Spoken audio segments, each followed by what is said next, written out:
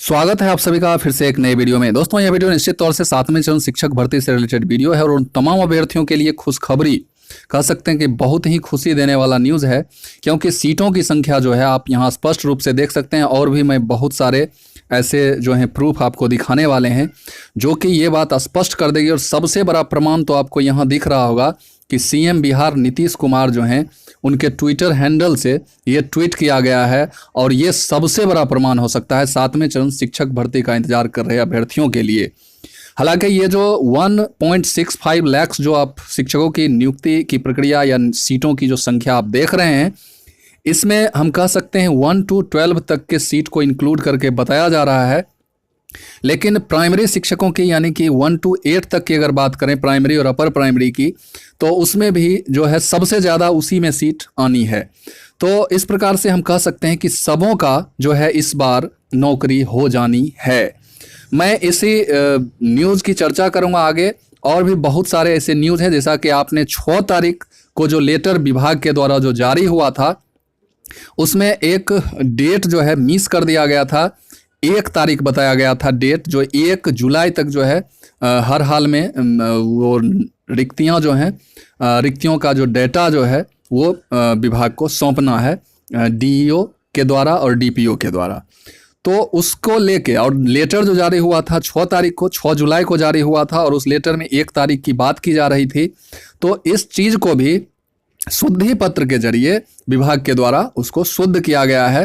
तो ये सारा चीज़ मैं आपको बताने वाला हूं।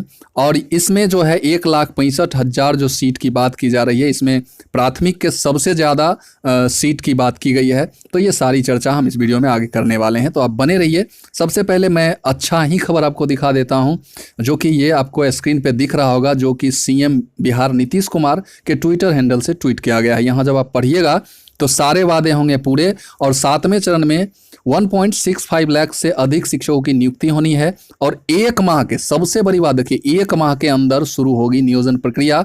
और ये प्रक्रिया माना जा रहा है और लगभग तय है कि सब कुछ अगर पॉजिटिव वे में चल रहा है और पॉजिटिव रहा तो अगस्त के फर्स्ट वीक में आपको ये नियुक्तियां प्रक्रिया जो है सो शुरू हो जाएगी। देखिए सारे वादे होंगे पूरे, यहाँ वही सब बात लिखा हुआ है। और यहाँ अगर सीटों की बात करें तो प्रारंभिक विद्यालयों में सिर्फ 1 to 8 की अगर बात करें तो 1.25 लाख यानी 1,25,000 पद जो हैं आने की संभावना है। माध्यमिक विद्यालय यानी कि 9-10 की अगर बात करें तो 9360 जो है इनके ट्विटर हैंडल पर दर्शाया गया है। और उच्च माध्यमिक यानी कि +2 की बात करें तो 40,000 सीट के लगभग यहाँ आना है। आइए आगे के न्यूज़ पर आपको लिए चलते हैं।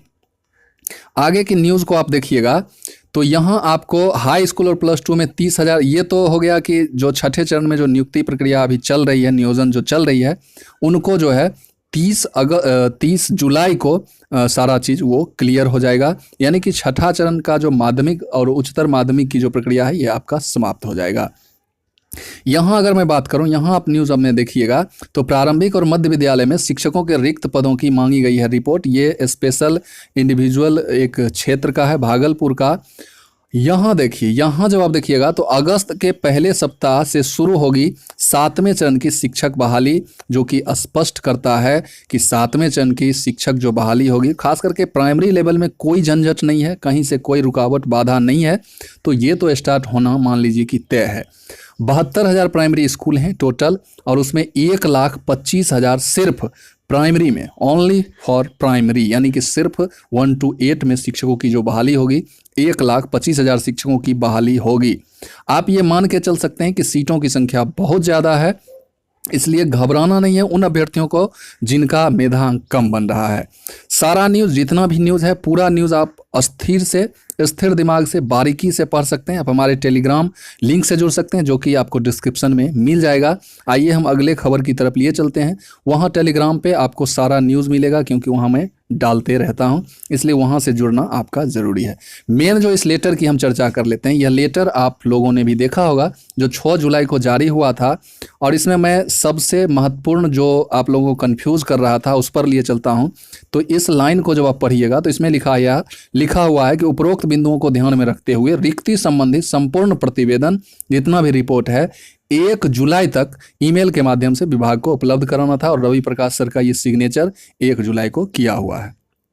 तो ये तो चलता है, 1 जुलाई को किया हुआ है, 6 जुलाई को निर्गत हुआ, ऐसा चलता है। लेकिन निर्गत होने से पहले का अगर डेट दे दिया गया हो कि विभाग को रिपोर्ट सौंपना है, तो थोड़ा कन्फ्यूज़न था। और इसी कन्फ्यूज़न को दूर करने के लिए फिर से विभाग जो है नेक्स्ट डे ही 6 को वो लेटर जारी होता है, और 7 को विभाग की तरफ से पुनः एक लेटर जारी होता है जिसका नाम होता है शुद्धि पत्र। यानी कि जो उस लेटर में गलतियां की गई थी तारीख को लेके, उस तारीख को सुधारा गया। सारा मैटर वही है, सब कुछ वही है, लेकिन 1/7/2022 तक की जो बात की गई थी उसको 11 जुलाई 2022 किया जाता है, ऐसा विभाग का निर्देश आता है।